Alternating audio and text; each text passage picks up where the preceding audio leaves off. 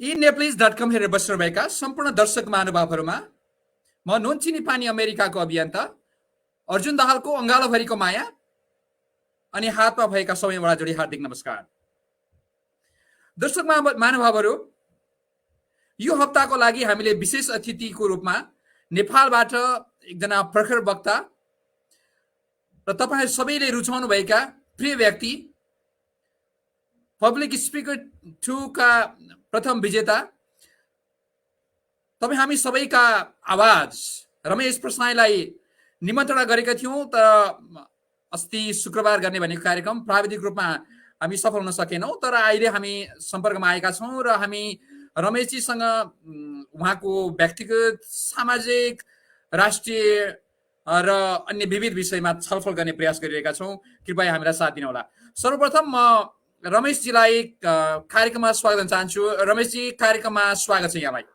धेरै धेरै धन्यवाद अर्जुन दाई लगायत यहाँको सम्पूर्ण टिमलाई। यो नुनचिनी पानी अमेरिकाको सम्पूर्ण समूहप्रति म कृतज्ञ छु कि तपाईहरुले मलाई यो सुवर्ण अवसर प्रदान गर्नुभयो। मैले केही समय यता अन्तर्वार्ताहरू गर्ने गरेको थिइनँ सामाजिक सञ्जालमा, किनकि मेरो एउटा नेशनल टक सो चलाउने, राष्ट्रिय टेलिभिजनमा एउटा त्यस्तो कार्यक्रम चलाउने जुन साँच्चीकै जीवन र जगतका प्रश्नहरूसँग सरोकार राख्ने खालको होस्, खालि एक आपसमा पौठाजोरी खेलाउने खालको मात्रै नभएर समाजमा परिवर्तन दिने खालको एउटा टक सो चलाउने मेरो चाहनाको कारणले गर्दा मैले केही समय यता अन्तर्वार्ताहरू गर्ने गरेको थिइनँ। तर 7 समुद्र पारीबाटै अनुरोध आइसकेपछि मलाई सम्झेर तपाईहरुको जुन यो प्रेम, यो स्नेह छ, यसलाई अस्वीकार गर्न, नजरअन्दाज गर्न मैले सकिनँ। यहाँहरूलाई धेरै धेरै धन्यवाद। थ्याङ्क यू सो मच रमेशजी। मैले रमेशजीलाई बोलाउनको निम्ति एउटा सानो टुक्रा कविता पनि तयार पारेको थिएँ। त्यो कविता पनि म पढिहाल्छु, त्यस पछाडि म क्रमशः रमेशजीलाई डोर्याउँछु। क्षमता सबैसँग हुन्छ, तर अद्भुत क्षमता लाखौं मध्ये 1-2 जनामा हुन्छ। क्षमता सबैसँग हुन्छ, तर अद्भुत क्षमता लाखौं मध्ये 1-2 जनामा हुन्छ। प्रतिभाशाली व्यक्तिले जुनी फेरे पनि अमीर छाप सम्झनामा हुन्छ। आफ्नो लागि धेरैले बोल्लान्, तर देशको लागि बोल्ने कमै हुन्छन्। आफ्नो लागि धेरैले बोल्लान्, तर देशको लागि बोल्ने कमै हुन्छन्। रमेश प्रसाईको वाक क्षमता देखेर भने मान्छे अचम्मै हुन्छन्। हिन्दी सहित थुप्रै भाषामा विचार पोख्नुहुन्छ। हरेक विषयलाई उहाँ राम्रो र नराम्रोको तराजुमा जोख्नुहुन्छ। आवाज कडा भए पनि नम्र र मिठो बोल्नुहुन्छ। हँसाई स्वागत गर्छु आजका मेरो अतिथि रमेश प्रसाई भनेर म सुरु गर्ने तयारीमा थिएँ र फेरि मैले स्वागत गरेँ रमेशजीलाई। धन्यवाद दाई। तर दाईले गरे जति प्रशंसाको योग्य व्यक्ति त वास्तवमा म होइन। तर दाईको एउटा कुरासँग कहाँनिर म सहमत छु भने मान्छेले छोडेर जाने कीर्ति नै हो। आज अरबौं कमाउने मान्छेहरूले पनि स्लिपिङ ट्याब्लेट खाइरहेको, मानसिक रोगले ग्रस्त भइरहेको हामी देख्छौँ। आज करोडपतिका छोराछोरीहरू पनि लागु औषधको नशामा फसिरहेको हामी देख्छौँ। उनीहरू किन फसिरहेका छन्? ती अरबपतिहरू स्लिपिङ ट्याब्लेट किन खाइरहेका छन्? किनकि उनीहरूलाई पनि त्यो अरबौंको सम्पत्तिले पनि सन्तुष्टि दिन सकिरहेको छैन। तर मान्छेको कीर्ति त्यस्तो चिज हो जसले जीवनभर मान्छेलाई सन्तुष्टि दिइरहन्छ, मान्छेको आत्मालाई तृप्त पारिरहन्छ, शीतल बनाइरहन्छ। त्यस कारणले म दाईको त्यो कुरासँग सहमत छु र म यहाँहरू सबैको आशीर्वादले मेरो जीवनको उत्तरार्धतिर त्यो कीर्तिको शिखरमा पुग्न प्रयत्न गरिरहेको छु। अहिले त म एउटा सङ्घर्षशील विद्यार्थी मात्र हो दाई। धन्यवाद रमेशजी, साह्रै खुसी लाग्यो। अब अलिकति सामान्य यहाँको व्यक्तिगत जीवन र सामाजिक कुराहरू अलिकति कोट्याउँछु, अनि क्रमशः म देशका र राजनीतिक विषयमा अलिकति कोट्याउँछु, अनि अन्तमा हामी अलिकति रमाइलो कुराकानी गर्न मलाई मन लागेको छ। रमेशजीको बुझाइमा जीवन के रहेछ रमेशजी, यहाँलाई कस्तो लाग्छ? मलाई मेरो बुझाइमा जीवनका धेरै थरी परिभाषाहरू छन्। हामीले कहिलेकाहीँ जिन्दगीलाई अत्यन्तै त्रासदीपूर्ण पनि बनाइदिन्छौँ, हाउगुजी जस्तो बनाइदिन्छौँ जिन्दगीलाई। जिन्दगी रेस हो, दौड नत्र छुट्न सक्छ। जिन्दगी भनेको सङ्घर्ष हो, सङ्घर्ष गर। म यी सबै परिभाषाहरूको सम्मान नै गर्छु, किनकि अब आफ्ना युगमा विद्वानहरूले, विज्ञहरूले बुझेर, मेहनत गरेर, साधना गरेर, रिसर्च गरेरै बनाएका परिभाषाहरू हो नि। त्यसकारण म सम्मान त गर्छु। मेरो विचारमा जीवन एउटा अवसर हो, जीवन मौका हो। जीवन एउटा अवसर हो। तपाईले आफ्नो निम्ति अधिकतम राम्रो गर्ने, र त्यो भन्दा राम्रो चाहिँ तपाईले आफूभन्दा बढी वञ्चित मान्छेको लागि, समाजमा रहेका ती मान्छेहरू जो तपाईँभन्दा धेरै बढी पीडामा छन्, तपाईँभन्दा धेरै बढी दुःखमा छन्, आज ऋणमा डुबेर आत्महत्या गर्ने मान्छेहरूको चाहिँ हामी कथा सुन्छौँ, समाचार सुन्छौँ। तर खानै नपाउने मान्छेहरू पनि त छन्, खानकै लागि हात फैलाउने मान्छेहरू पनि त छन्, सडकमा हिलोमा फोहोरमा तपाईँको ढलभित्र खानेकुरा खोजेर खाने मान्छेहरू पनि छन्, जसलाई सामाजिक संस्थाहरूले उद्धार गरेका छन्। केही आज पनि त्यो स्थितिमा बाँचिरहेका छन्। त्यसकारण जीवन भनेको एउटा मौका हो आफूलाई स्थापित गर्ने, ताकि आफू मरेर गइसकेपछि पनि आफूलाई आफ्ना सन्ततिहरूले, आफ्नो वरिपरिका मान्छेहरूले, तपाईँको समाजले तपाईँलाई सम्झिरहोस्। आफूलाई स्थापित गर्ने एउटा अवसर हो जीवन। त्यो तपाईँले एकचोटि मात्र पाउनुहुन्छ, अर्को जन्म देखेर आउने यहाँ कोही पनि छैन। र अर्को चाहिँ के अवसर हो भने जीवन आफूभन्दा अलिकति दुर्भाग्यशाली, अलिकति वञ्चित मान्छे, अलिकति आफूभन्दा धेरै बढी पीडामा रहेको मान्छेका लागि आफूले केही शीतलता प्रदान गर्न सक्ने र त्यसबाट आफू तृप्त हुने एउटा मौका हो, अवसर हो जीवन। कस्तो मिठो परिभाषा दिनुभयो रमेशजीले। अलिकति नितान्त व्यक्तिगत कुरा, तपाईँ भगवानलाई कतिको विश्वास गर्नुहुन्छ रमेशजी? यसमा दुईटा कुरा छन् दाइ। सुरुदेखि नै म भगवानलाई विश्वास त गर्थेँ, तर सुरुमा मलाई भगवानप्रति अलिकति गुनासो थियो। मेरो आफ्नो शारीरिक विशेषताको कारणले गर्दा म भगवानप्रति अलिकति धेरै गुनासो गर्थेँ। किन मलाई नै, किन, why me in this condition? मेरो मनमा बारम्बार यो प्रश्न खेलिरहन्थ्यो। पछि यो सामाजिक सञ्जालमा बोल्न थालेपछि, सामाजिक अभियानहरू थोरै केही हदसम्म चलाउन थालेपछि, यद्यपि म सामाजिक अभियन्ता त होइन, त्यही पनि सामाजिक कार्यमा थोरै संलग्न हुन थालेपछि मान्छेहरूले मलाई ठाउँमा भेट्दाखेरि भन्नुहुन्छ, उहाँहरूले, वाह रमेशजी, तपाईँले गर्दाखेरि हामी कति उत्प्रेरित हुन्छौँ, तपाईँको स्पिचहरू सुनेर हामीलाई कति धेरै उत्प्रेरणा जाग्छ। मलाई एकजनाले फोन पनि गर्नुभएको छ, रमेशजी म आत्महत्या गर्न लागेको थिएँ, तपाईँको स्पिच सुनेपछि यो मान्छेले बाँचेर यति गरिरहेको छ भने म सक्षम मान्छेले किन आत्महत्या गर्ने भनेर मैले त्यो मेरो आत्महत्यालाई स्थगित गरेँ भनेर जब उहाँले सुनाउनु भयो, त्यसपछि मलाई भगवानप्रति गुनासो छैन, असाध्यै धेरै प्रेम छ। यदि सयौं हजारौं मान्छेहरूलाई उत्प्रेरित गर्नको लागि उसले मलाई यस्तो अवस्थामा पुर्याएको हो भने त योभन्दा राम्रो सृजना त केही हुनै सक्दैन। कस्तो मिठो। अब तपाईँ छोटकरीमा रमेशजी, तपाईँले आफ्ना थुप्रै इन्टरभ्यूमा भनिसक्नु भएको, दोहोऱ्याइसक्नु विषय हो। म यसलाई फेरि पनि एकचोटि यहाँलाई कष्ट गर्छु, आफ्नो विगत जीवनलाई अलिकति सारांशमा सम्झिनुहोस् न। कसरी आफ्नो विगतलाई सम्झिनुहुन्छ छोटकरीमा?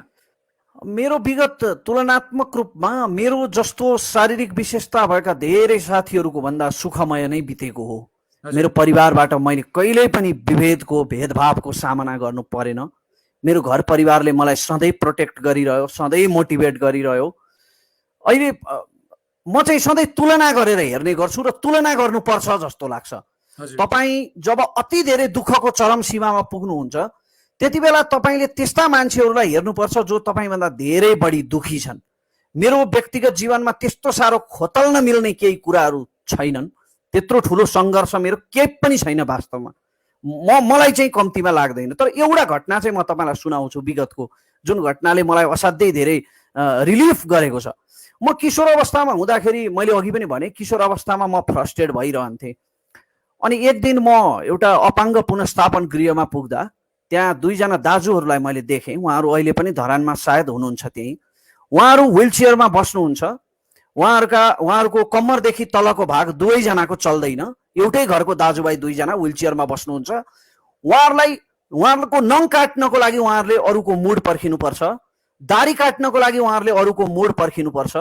जति नै तिरस्कार गरे पनि उहाँहरूले सहनै पर्छ, किनकि हरेक कुरामा उहाँहरूले कसरी आफ्नो जीवन बिताउनुहुन्छ मैले त्यो कल्पना गर्न सकिनँ। अनि उहाँहरूलाई भेटेको दिन चाहिँ मैले भनेको थिएँ, मेरो ईश्वर तपाईँलाई धेरै धेरै धन्यवाद छ, कम्तीमा तपाईँले मलाई योभन्दा राम्रो अवस्थामा राख्नु भएको छ। ठिक छ। अब म यहाँभन्दा धेरै जान चाहन्न। अब यहाँको गणतन्त्र एफएमसँगको सम्बन्ध कसरी रह्यो त्यसलाई अलिकति सम्झौँ छोटकरीमा, अनि सँगसँगै साथी जीवन विष्टलाई पनि सम्झौँ यतिखेर। मेरो साथी जीवन विष्ट मेरो जिन्दगीको एउटा यस्तो पाना हो जुन तपाईँको कैयौँ इरेजरहरूको प्रयोग गरेर पनि मेटिँदैन के, उसको त्यति ठुलो योगदान छ मेरो जीवनमा। सामाजिक सञ्जालमा मलाई बोल्नको लागि पहिलोपल्ट उसले उत्प्रेरित गरेको हो, र रेडियोको कुरा गर्नु पर्दा पनि जीवन विष्ट त्यति बेला पनि मसँगै थियो।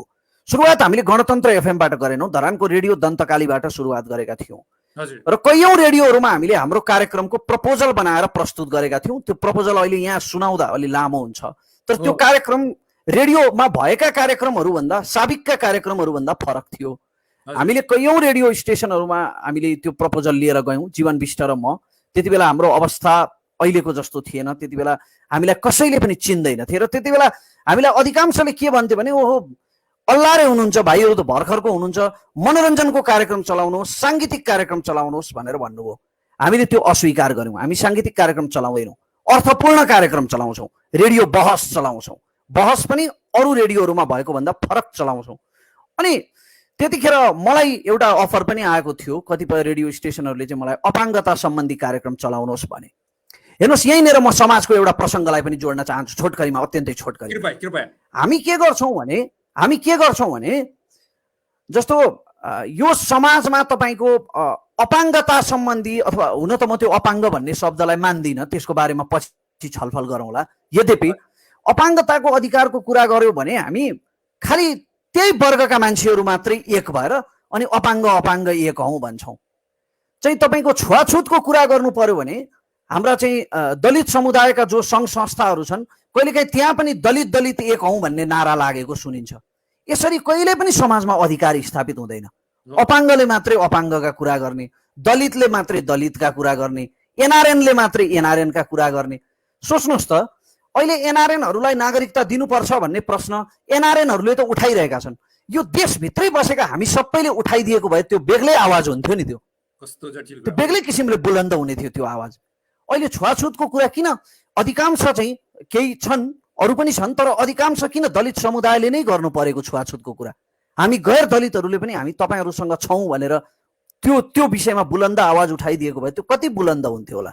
त्यस कारणले मैले के भने अपाङ्गता सम्बन्धी कार्यक्रम मात्र चलाउने होइन, म समाजसँग जोडिन चाहन्छु भनेर हामीले दन्तकाली एफएममा कार्यक्रम सुरु गऱ्यौँ र दन्तकाली एफएममा हाम्रो कार्यक्रमको धेरै सिनियर पत्रकारहरूबाट प्रशंसा भइसकेपछि त्यो कुरा गणतन्त्र एफएमसम्म पुग्यो र उहाँहरूले हामीलाई अफर गर्नुभयो। त्यसपछि जीवन र म सँगसँगै गणतन्त्र एफएममा गयौँ र विगत 3 वर्ष अघिदेखि हामी त्यहाँ कार्यरत नै छौँ। ल, खुसी लाग्यो। हामी जिउस गणतन्त्र एफएमसम्मको कुरा अलिकति जोड्न मन लागेको थियो। अब म कुरालाई छोटकरी ल्याउँदै म तपाईँलाई राष्ट्रिय राजनीति र देशको बारेमा पुर्याउन कोसिस गर्दैछु। अब हामीले बिर्सै नहुने कुरा भनेको तपाईँले जीवन विष्टजीले जुन एउटा तपाईँलाई उत्प्रेरणा गर्नुभयो, साथी ल सामाजिक सञ्जालमा अलिकति बोल्नुपर्छ भन्नुभयो, त्यो एउटा तपाईँको खुड्किला थियो भने त्यसपछि एफएम हुँदै अहिले तपाईँले पब्लिक स्पिकर सिजन 2 मा जुन एउटा धमाकेदार आफ्ना प्रस्तुति दिनुभयो र तपाईँले देशमा तपाईँ किसिमले चर्चामा हुनुहुन्थ्यो। तपाईँ राष्ट्रिय रूपमै र एउटा ठुलो रिकग्नाइजसँग तपाईँ बाहिर आउनुभयो र एउटा राम्रो चाहिँ सम्मान पाउनुभयो। त्यो क्षणलाई पनि अलिकति सम्झाउन बेसी, अनि म राजनीतिक विषयतिर यहाँ ल्याउँछु। पब्लिक स्पिकरमा म मेरो कारणले मात्र विजेता भएको भन्ने मलाई लाग्दैन। म भित्र केही आन्तरिक प्रतिभाहरू थिए होला, तर ती आन्तरिक प्रतिभाहरूलाई प्रस्फोटन गराउनको लागि ऊर्जा दिने, उत्प्रेरणा दिने काम विश्वभरि रहेका मेरा शुभचिन्तकहरूले गर्नुभएको हो। सोच्नुहोस् त, मलाई त्यति बेला कस्तो महसुस भयो होला कि आफूसँग कुनै पनि व्यक्तिगत परिचय नभएका, आफूबाट हजारौं कोस टाढा भएका मान्छेहरू रमेशले जित्नुपर्छ भनेर उहाँहरू प्रत्येक एपिसोडमा कमेन्ट लेखिरहनु भएको थियो। त्यो उत्प्रेरणाले गर्दा, उहाँहरूको त्यो आशीर्वादले गर्दा मैले सम्भवतः नेपालकै सबैभन्दा ठुलो वक्तृत्व कला प्रतियोगितामा विजय प्राप्त गरेँ। त्यो मेरा शुभचिन्तकहरूको कृपाले त्यसमा धेरै ठुलो ऊर्जाको काम गरेको थियो भन्ने मलाई लाग्छ र त्यसै कारणले मैले त्यहाँ जितेको पुरस्कार मध्येको 1/3 राशि समाजका लागि डोनेट पनि गरेको थिएँ। हो, दर्शक महानुभावहरूले सायद यो कुरा थाहा पाइसक्नु भएछ। उहाँले आफूले जितेको 1/3 राशि हाम्रो रवि लामिछाने सिनियर पत्रकार जो हुनुहुन्छ उहाँको माध्यमबाट अस्पताल निर्माणको लागि खर्च गर्नुभएको थियो। र यही बिचमा अलिकति हामी त्यहाँ आइपुगिहाल्यौँ। अब यहाँको अहिलेको रवि लामिछाने सिनियर पत्रकार दाइ जो हुनुहुन्छ उहाँसँगको सहकार्य कसरी चलिरहेको छ त्यो पनि अलिकति बताइदिनुहोस् न। रवि लामिछाने मेरो निष्ठा हो। कुन अर्थमा भने उहाँको सत्कर्मको अर्थमा। हजुर रवि लामिछानेसँग मेरो उहाँको च्यानलसँग अथवा उहाँको कार्यक्रमसँग सहकार्य भइरहेको होइन कि उहाँको सत्कर्मसँग सहकार्य भइरहेको हो। हजुर कहिलेकाहीँ मलाई प्रश्न पनि गर्छन् मान्छेले, तिमी किन यति बिघ्न रवि लामिछानेको समर्थन गर्छौ, उनले तिमीलाई के गरेको छ र, मलाई किन केही गरिदिनु पर्छ। कैयौँ मान्छेहरूको जीवनमा परिवर्तन ल्याइदिएको छ रवि लामिछानेले, कैयौँ भ्रष्टाचारीहरूलाई तपाईँको समातेर कारावास पठाइदिएको छ रवि लामिछानेले, कैयौँ चाहिँ विकासका परियोजनाहरूमा भएको लापरवाहीलाई अरू मिडियाहरूले ढाकछोप गरेर लुकाएर राखेको लापरवाहीलाई जनताको अगाडि उजागर गरिदिएको छ रवि लामिछानेले। त्यस अर्थमा रवि लामिछाने, अपिल त्रिपाठी जस्ता पत्रकारहरूको सत्कर्मप्रति मेरो समर्थन हो, त्यो चलि नै रहेको छ। गुड, ठिक छ। अब यो सँगसँगै तपाईँको अरू तपाईँले दुःखमा परेका थुप्रै मान्छेहरूलाई आर्थिक सहायताको एउटा माध्यम पनि बन्नुभयो। त्यो पाटोलाई पनि अलिकति कोट्याउन मैले देखिरहेको थिएँ। धरानका थुप्रै ठाउँमा तपाईँले सहयोग गरिरहनु भएको थियो, अन्य ठाउँमा तपाईँको साथीहरूको एक किसिमले टिमले नै चाहिँ दुःखमा परेका, विपदमा परेका मान्छेहरूलाई सहयोग गर्नुभएको थियो। त्यो कुरालाई अलिकति उजागर गरौँ न रमेशजी, कृपया। धेरै धेरै धन्यवाद दाइ। वास्तवमा दाइले अत्यन्तै सही शब्दावलीको प्रयोग गर्नुभयो। हामी माध्यम मात्रै हौँ त्यो सहयोगमा, हामी माध्यम मात्रै हौँ, हामीले त पुर्याइदिएको मात्रै हो। तर जसले सहयोग गर्नुभयो उहाँहरू साँच्चीकै हृदयदेखि नै धन्यवादको पात्र हुनुहुन्छ। तपाईँले अस्ति एउटा समाचार सुन्नुभयो कि भएन, मैले हेरेको थिएँ। विनोद चौधरीको अफिसमा, विनोद चौधरीको कारखानामा काम गर्ने एकजना मजदुर राहत लिन आएका थिए। घरमा खानै छैन, म राहत लिन आएको भनेर आएका थिए र कहाँ काम गर्नुहुन्छ भन्दा उनले विनोद चौधरीको कारखानामा काम गर्छु भनेर भने। विनोद चौधरी जो अहिले सम्भवतः सभासद पनि हुनुहुन्छ मेरो जानकारी अनुसार। अनि हामीले केमा गौरव गर्ने? नेपालको एकजना मान्छे बिलियनरहरूको सूचीमा परेको छ भनेर गौरव गर्ने? हामीले किन गौरव गर्ने? त्यस्तो बिलियनरको के औचित्य?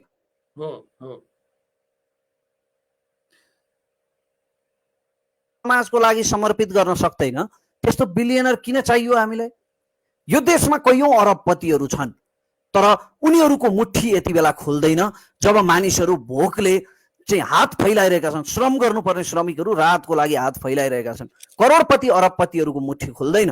तर हाम्रो विदेशमा भएका दाजुभाइ दिदीबहिनीहरू जो हुनुहुन्छ, उहाँहरूले अनवरत रूपमा परिश्रम गरेर यो लकडाउनको समयमा कतिपयको आफ्नै जागिर समेत धराशायी हुने अवस्था आइरहेको बेला पनि उहाँहरूले मानवताको धर्म छोड्नु भएन र आफ्नो देशमा भएका दाजुभाइ दिदीबहिनीहरूको सहयोगको लागि रकम पठाउनु भयो। म ती सबै मनकारी मनहरूलाई, हामीलाई मात्रै पठाउनु हुने होइन, सम्पूर्ण विभिन्न अभियन्ताहरू, सबै अभियन्ताहरूको तर्फबाट उहाँहरूले रकम वितरण गर्नुभएकोमा, सहयोग गर्नुभएकोमा म सम्पूर्ण ती मनकारी मनहरूलाई नमन गर्छु।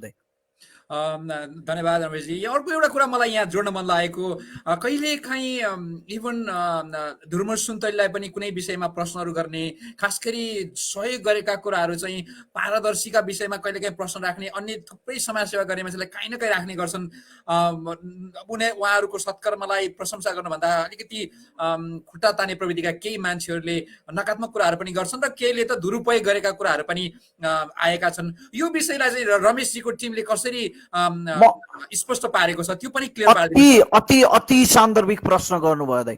म चाहिँ त्यसरी बुझ्दिनँ, म चाहिँ त्यो खुट्टा तानेको भनेर बुझ्दिनँ। पारदर्शिताको प्रश्न गर्नुपर्छ।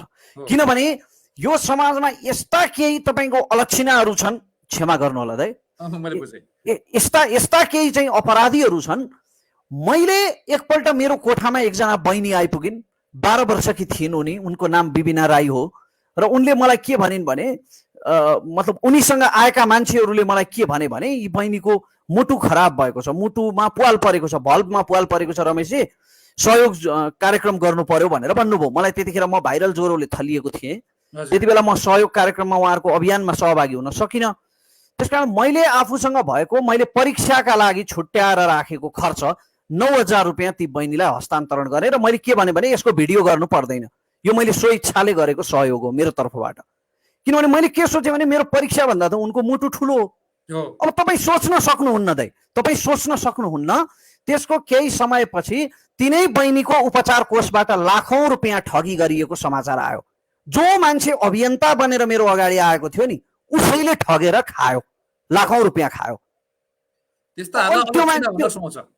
ती बहिनीको मुटु खाएर मुटुको पैसा खाएको त त्यो मुटु खाएको समान होइन र त्यो हो नि ती बहिनीको मुटु खाएर म्युजिक भिडियो बनायो त्यो अलक्षिणा नै हुन् नि त्यस्ता मान्छेहरू त हो अनि त्यस्तो प्रकृतिका कुपात्रहरू हाम्रो समाजमा भएको कारणले गर्दा पारदर्शितामा शङ्का गर्नु स्वाभाविक हो फेरि सामाजिक अभियन्ताहरूका कतिपय कुराहरू तपाईँको अलिकति कता कता शङ्कास्पद स्थितिका पनि छन् जस्तै मैले एकचोटि काठमाडौँ जाँदा सरिता गिरीप्रति मुद्दा दायर गर्न काठमाडौँ जाँदाखेरि तपाईँको काठमाडौँ बस्दाखेरि मेरो लगभग 1 हप्ता बस्दा 25-30 हजार रुपियाँ खर्च भयो लकडाउनको समयमा हजुर भनेपछि हाम्रा सामाजिक अभियन्ताहरू जो सधैँ सडकमा उत्रिरहन्छन् ती सबैको खर्चको स्रोत चाहिँ के हो एक्ज्याक्टली कहाँबाट हुन्छ आम्दानी त्यत्रो आम्दानी यत्रो काठमाडौँमा बसेर कुनै रोजगार छैन व्यापार छैन कल कारखाना आधार छैन छैन कसरी हुन्छ त तिनीहरूको जीवन निर्वाह त्यो स्रोत खोज्ने कि नखोज्ने हामीले सही कुरा अनि अरूलाई नेताहरूलाई भ्रष्टाचार गरे भनेर सरापिरहँदाखेरि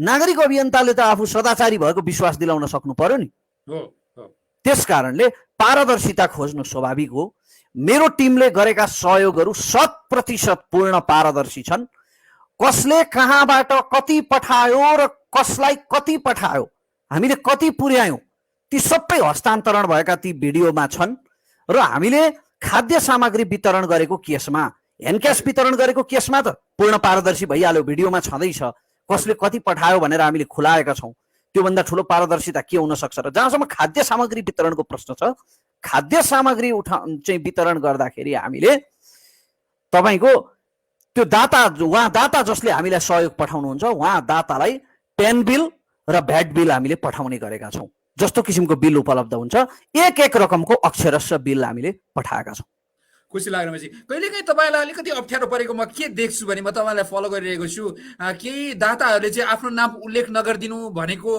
मैले सुनेको छु त्यसो हुँदा चाहिँ तपाईँलाई कहिलेकाहीँ अलि असजिलो पर्छ शास्त्रमा गुप्तदानको प्रचलन छ र दाइले त्यो प्रचलन उहाँहरूले पालना गर्नुभएको होला त्यो उहाँहरूको फेरि व्यक्तिगत स्वतन्त्रता पनि हो व्यक्तिगत इच्छाको कुरा हो तर अलिकति असजिलो चाहिँ किन पर्छ भने हामी चाहिँ पारदर्शितामा 1 इन्च पनि कमी नहोस् भन्ने चाहन्छौं हजुर अहिले मैले प्रश्न गरिरहे जस्तै हाम्रा नागरिक अभियन्ताको स्रोत के हो काठमाडौँमा बस्ने भनेर मैले प्रश्न गरिरहे जस्तै भोलि रमेश प्रसाईको स्रोत के हो भनेर कसैले मलाई प्रश्न गर्ने मौका पायो भने त के अर्थ भयो सही कुरा रमेशजी त्यसकारणले पारदर्शितामा 1 चिम्टी कमी नहोस् भन्ने हाम्रो ध्येय छ र त्यो ध्येयको कारणले कहाँबाट रकम आयो भनेर हामी एक अक्षरश खुलाउन चाहन्छौं कतिपय अवस्थामा दाताहरूले नाम उल्लेख नगरिदिनुहोस् भन्नुभएको हुन्छ नाम उल्लेख नगर्ने शर्तमा चाहिँ उहाँले प्रदान गर्नुभएको छ भनेर हामी रकम चाहिँ खुलाइदिन्छौं ठिक छ अब सामाजिक अभियन्ता अन्य अभियन्ताहरूको बारेमा उहाँले गर्दै गरेको अभियानको बारेमा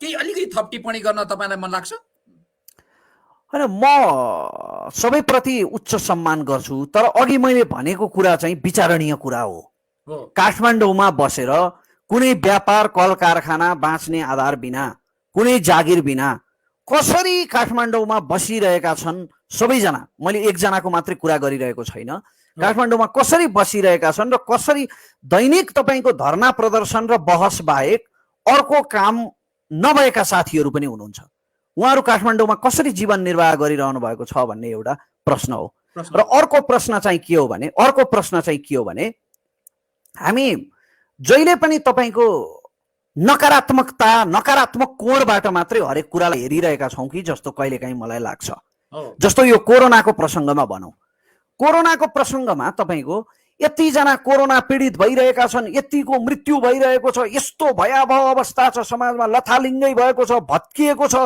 त्यो सब ठीक छ हो त्यो सत्य हो तर त्यही कोरोनाबाट निको भइरहेका मान्छेहरूको किन कुरा गर्दैनौं हामी 71% मान्छे त निको भइरहेका छन् नि नाथे ज्वरो होइन र दाइ यो नाथे ज्वरो त हो नि यो यसलाई चाहिँ अत्यन्तै आतंककारी ढंगले हैन यो सावधानी त अपनाउनु पर्छ नै रोगसँग सचेत हुनु त्यो नराम्रो कुरा होइन तर यो कोरोनाले चाहिँ संसारै खतम हुन लाग्यो लौ न विश्वै भस्म हुन लाग्यो भने जस्तो अति आतंककारी ढंगले यसको प्रचार गरिएको छ क्या कुप्रचार त्यसमा हामी सामाजिक अभियन्ताहरूको पनि म त आफूलाई अभियन्ता त मान्दिन खैर हाम्रो पनि भूमिका चाहिँ छ त्यसमा किन भन्दा हामीले त्यो सकारात्मक कुराहरू गरिरहेका छैनौं कोरोनाका चाहिँ घरेलु औषधिका सम्भावनाहरू के हुन सक्छन् कोरोनाबाट कति मान्छेहरू निको भइरहेका छन् निको भइरहेका मान्छेहरू के भन्छन् भन्दा मैले कतिपय कोरोना लागेर चाहिँ निको भएका मान्छेहरूसँग कुरा गरेको छु, उहाँहरूको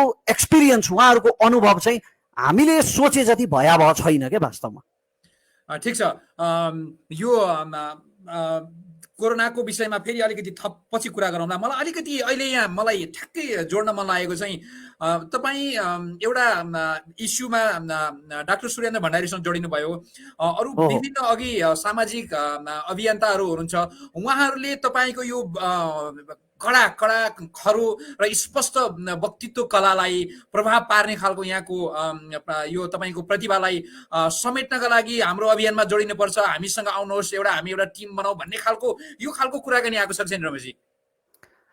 यस्तो छ त, यो कस्तो छ भने गहुँमा घुन मिसिए जस्तो अथवा धानमा किरा लागे जस्तो सामाजिक अभियन्ताहरू ठ्याक्कै अब त्यो म माथि पनि फेरि शङ्का गर्नुपर्छ, सबै माथि शङ्काको सुविधा चाहिँ लिनुपर्छ है। कहिले पनि हाम्रो चलन चाहिँ कस्तो छ भने एउटा मान्छेलाई 100% आँखा चिम्लेर विश्वास गर्ने अनि त्यसलाई देवत्वकरण गरिदिने, लौ न देवतै बनाइदिने के, त्यस्तो चलन छ होइन। अनावश्यक हाम्रोमा अननेसेसरी हिरोइजमको चलन छ, एउटा मान्छेलाई अनावश्यक रूपमा हिरो बनाइदिने चलन छ, अतिशय प्रशंसा, त्यस्तो गर्नु हुँदैन। शङ्काको सुविधा सबैमाथि लिनुपर्छ। र सामाजिक अभियन्ताहरूको प्रसङ्गमा पनि विभिन्न अनुहारहरू छन्, विभिन्न खाले अनुहारहरू छन्। कुनै अनुहार चाहिँ सामाजिक अभियन्ताको रूपमा देखिन्छन्, तर त्यो अनुहारको पछाडि एउटा राजनीतिक कार्यकर्ता लुकेको हुन्छ, कुनै पर्टिकुलर पार्टीको होइन। कुनै चाहिँ सामाजिक अभियन्ताको रूपमा अनुहार देखिन्छ, तर त्यो सामाजिक अभियन्ताको पछाडि चाहिँ ऊ अघि मैले भने जस्तै मुटु खाएर म्युजिक भिडियो बनाउने कुपात्र कलाकार लुकेको हुन्छ, कुकलाकार। त्यसकारण यस्ता कुराहरूलाई मैले अलि नजिकबाट हेरेको हुनाले र यस्ता कुराहरूबाट धेरै नै सशङ्कित भएको हुनाले मैले के भनेको छु भने म कुनै पनि सामाजिक अभियानसँग अथवा कसैको पनि सङ्गठनसँग जोडिदिन, म तटस्थ नै रहन्छु र सबैका सत्कर्मप्रति मेरो समर्थन रहन्छ। जस्तो ज्ञानेन्द्र दाईको सङ्गठनसँग मेरो कुनै सम्बन्ध त छैन व्यक्तिगत रूपमा, तर ज्ञानेन्द्र दाई प्रत्येक पल्ट पक्राउ पर्दा मैले बोलेको छु। ठिक छ, अब मलाई यहाँलाई म अब राजनीतितिर ल्याउन मन लाग्यो। मैले थुप्रै यहाँ दर्शकहरूको प्रश्न देखेको छु। दर्शक महानुभावहरू, यहाँहरूका प्रश्नलाई हामी सम्मान गर्छौँ र म कार्यक्रमको अन्त्यमा मिलेसम्म यहाँका केही प्रश्न राख्ने प्रयास गर्छु। पक्कै पनि रमेश प्रसाई आउँदै हुनुहुन्छ भनेपछि यहाँहरूका थुप्रै जिज्ञासाहरू छन्, उहाँप्रति यहाँहरूका सम्मान छन्, उहाँप्रति यहाँका कृतज्ञताहरू छन्। म त्यो उहाँसम्म पुर्याउने प्रयास गर्छु। कार्यक्रमको अन्त्यमा कृपया धैर्यतापूर्वक सुनिदिनु होला। म उहाँलाई अब अलिकति राष्ट्रिय विषयमा, खास गरी राजनीति र देशको विषयमा डोर्याउने प्रयास गर्छु। अहिले वर्तमान अवस्थामा नेपालको राजनीतिक अवस्था कस्तो छ, तपाईँलाई कस्तो लाग्छ? कतिको तरल छ, अथवा हामी सही बाटोमा जाँदैछौँ, अथवा हामी नराम्रो बाटोतिर चाहिँ टेन्स टु त्यतातिर भइरहेछ? के छ रमेशजी, तपाईँले कसरी हेरिरहनु भएको छ?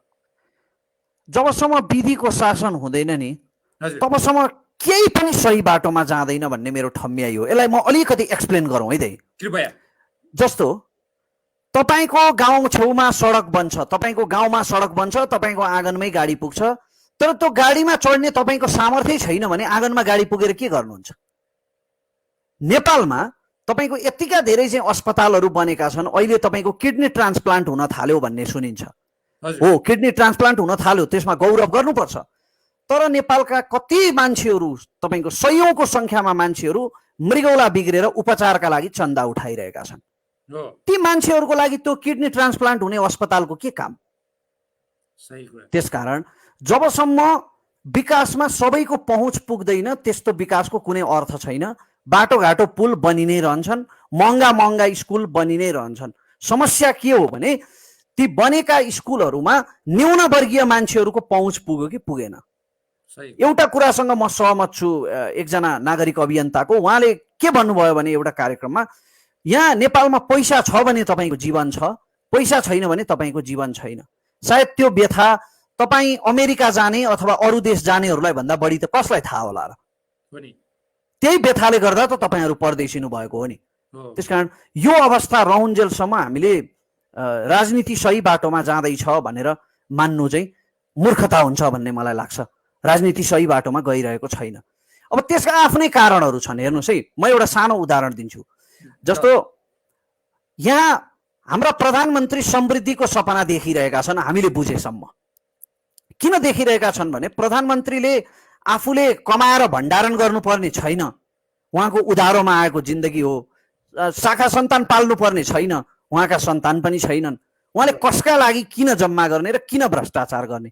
तर समस्या चाहिँ के छ भने उहाँले फेरि त्यसो भए भ्रष्टाचारीलाई कारबाही चाहिँ किन नगरेको त भन्ने प्रश्नमा अब कसलाई कारबाही गर्ने हेर्नुहोस्, तस्कर आफ्नै, भ्रष्टाचारी आफ्नै, घुमी फेरि कुरा आफ्नै सङ्गठनतिर आफ्नै वरिपरि आइपुग्छ। बालुवाटार जग्गा काण्डमा विष्णु पौडेल मुछिए, बाबुराम भट्टराई मुछिए, अब कसलाई कारबाही गर्ने? विष्णु पौडेललाई कारबाही गर्ने भने फेरि अर्को गुटतिर गइदेलान् हेर्नुहोस्, सरकारै ढल्ला। त्यस कारणले यो सिस्टम नै यस्तो छ कि तपाईँको यो सिस्टममा अहिले महात्मा नै आए पनि आमूल परिवर्तन ल्याउन चाहिँ गाह्रो पर्छ, यो सही बाटोमा गइरहेको छैन। यहाँ रमेशजी, यहाँ सैद्धान्तिक रूपमा चाहिँ हाम्रो देशका नेताहरू कतिको स्पष्ट देख्नुहुन्छ तपाईँ? व्यावहारिक रूपमा सिद्धान्त कहाँ छ? सिद्धान्त भनेको नेपालमा सिद्धान्त कहाँ छ भन्नुहोस् त? तपाईँको कम्युनिस्ट भन्ने, आफूलाई कम्युनिस्ट भन्ने दलहरूले राजावादीसँग गठबन्धन गरेर चुनाव जिताइदिएको हिजो अस्ति होइन र? सही कुरा। अनि कहाँ छ यहाँ दलीय सिद्धान्त? तपाईँको समाजवादी, आफूलाई प्रजातान्त्रिक समाजवादी भन्ने काङ्ग्रेसका नेताहरूले हिन्दू राष्ट्रको पक्षमा बारम्बार बोलेको होइन र? त्यो हिन्दू राष्ट्रको कुरा सही हो कि गलत म त्यता गइरहेको छैन है, फेरि अनर्थ नलागोस्, म त्यता गइरहेको छैन। तर काङ्ग्रेसको सिद्धान्त त धार्मिक त होइन नि त। भनेपछि जे पनि बेच्दा रहेछन् नि त यिनीहरू, बिक्दा त होइन, बिक्दा त जे पनि बेच्दा रहेछन्। त्यसकारण यहाँनिर कुनै राजनीतिक सिद्धान्त छैन, दलीय चरित्र छैन। सिद्धान्त भनेको खोल हो, त्यो कभर मात्रै हो, त्यो खोल मात्रै हो। त्यो खोलभित्र केही पनि छैन। यो प्याज जस्तो छ दाइ, तासेर हेर्दाखेरि केही पनि छैन। बस अपना काम बनता तो कहीँ भी जाए जनता। मैले बुझेँ। रमेशजी, यहाँ अलिकति तपाईँलाई मैले विवादमा तान्न खोजेको होइन, अलिकति असजिलो खालको प्रश्न लाग्यो भने यसलाई तपाईँले सजिलो रूपमा त्यहाँबाट निस्किन सक्नुहुन्छ, मलाई थाहा छ।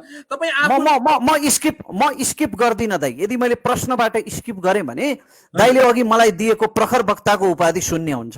सही कुरा। ल, मैले यहाँ तपाईँलाई अलिकति सोध्न खोजेँ, तपाईँ आफू, मैले यदि सुनेको सही हो भने तपाईँ अलिकति कम्युनिजममा विश्वास गर्नुहुन्छ, त्यस सम्बन्धी अलिकति बढी अध्ययन गर्नु भएको छ भन्ने मैले सुनेको छु, बुझेको छु। तपाईँले अलिकति कम्युनिजममा विश्वास गरेको र तपाईँ कम्युनिजम एक किसिमको विद्यार्थी नै भएको एकातिर पृष्ठभूमि, अहिले चाहिँ कम्युनिस्ट नै भनाउँदाहरू सरकारमा रहेको बेला तपाईँले दुईटा कुरालाई चाहिँ कसरी मिलाएर हेर्नुहुन्छ? मैले अघि नै भने नि दाइ, यहाँ दलीय चरित्र छैन के, सैद्धान्तिक चरित्र छैन। तपाईँ कसरी भन्नुहुन्छ नेकपा लेख्दैमा कम्युनिस्ट सरकार हुन्छ र? कम्युनिस्ट सरकार हुनलाई त श्रमजीवी सर्वहाराहरूको हितमा काम गर्नु पर्दैन र? कमरेड मदन भण्डारीले एउटा भाषणमा भन्नुभएको थियो, कमरेड मदन भण्डारीले एउटा भाषणमा भन्नुभएको थियो कि यदि हामीले राजतन्त्र फाल्यौं तर जनताको जीवन स्तरमा कुनै परिवर्तन आएन भने त्यो राजतन्त्र फालेर काम छैन, बरु राजै भएको ठिक छ। मदन भण्डारीले भनेको कुरा हो यो, मैले भनेको होइन। जनताको जीवन स्तरमा परिवर्तन आएन भने राजतन्त्र मात्रै फालेर केही पनि प्राप्त हुँदैन। खोइ त अहिले जनताको जीवन स्तरमा परिवर्तन, सामाजिक सुरक्षाको नाममा त तपाईँ त यहाँ त तपाईँको भत्ता बाँडिँदैछ मासिक 3,000 रुपियाँ। त्यो 3,000 करोडपतिले पनि पाउँछ, रोडपतिले पनि पाउँछ, अनि त्यही वृद्ध फेरि बिरामी हुँदाखेरि त्यसले उपचार पाउँदैन। अनि त्यो सामाजिक सुरक्षा हुन्छ? त्यस्तो सामाजिक सुरक्षा हुन्छ? अपाङ्गहरूलाई भत्ता भनेर तपाईँको महिनाको मासिक 1,200 रुपियाँ दिइन्छ। मेरा कति दृष्टिविहीन साथीहरू सडकमा गीत गाइरहेका छन् हात फैलाएर। मेरो आवाज अलिकति चर्को हुँदैछ, यहाँ फेरि छरछिमेकमा विद्रोह हुन सक्छ, यता रात परिसकेको छ दाइ, त्यस अर्थमा भनेको। अनि यस्तो खालको सामाजिक सुरक्षा हुन्छ? यो त केवल चुनावी झन्डा मात्रै पिटिरहेका छन् यहाँ त सबै पार्टीका। कम्युनिस्ट मात्रै भन्दिनँ म, काङ्ग्रेस प्रजातान्त्रिक, तपाईँको यता मधेसी दल जेसुकै भन्नुहोस् न, जुनसुकै दलले पनि यहाँ सिद्धान्तको झन्डा मात्रै हल्लाइरहेका छन्। त्यो खोल कभर मात्रै हो।